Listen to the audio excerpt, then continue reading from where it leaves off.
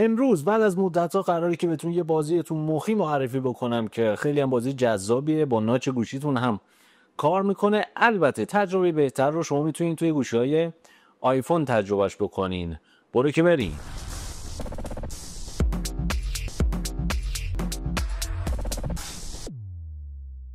اسم این بازی هید آیلنده، یه بازی سبک و جمع جور با محیط کاملا مینیمال. برای هر دو سیستم عامل اندروید و iOS این بازی در دسترسه.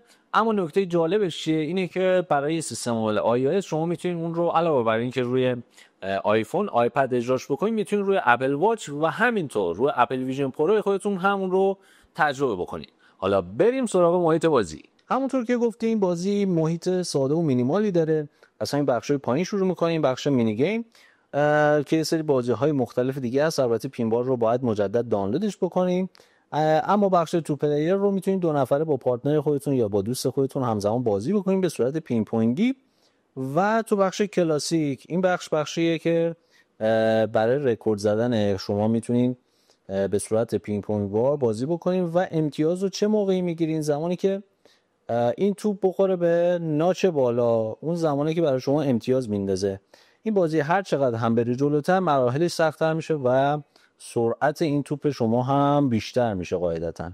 من یکم این بازی رو انجام بدم که شما هم محیط رو ببینین هم سخت شدن بازی رو ببینین. تا زمانی هم که به ناچ بالا نخوره هیچ امتیازی برای شما محاسبه نمیشه. هم سرعت داره بیشتر میشه، هم توپا رو نباید از دست بدیم که من حالا از دست دادمش.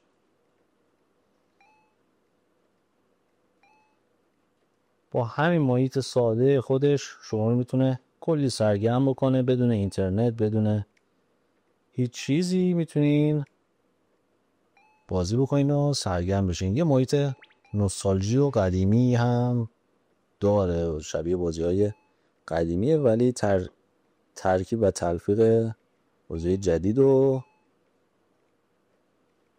نوستالژیه.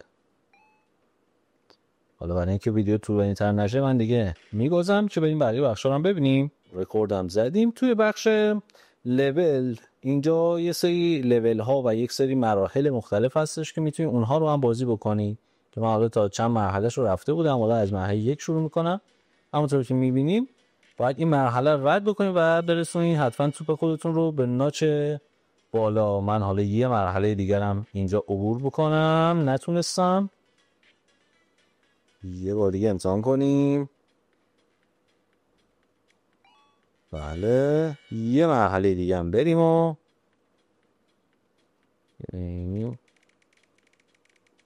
توی لوپ چی افتاد چه اتفاقی نیفتاد. یه امتحان دیگه از این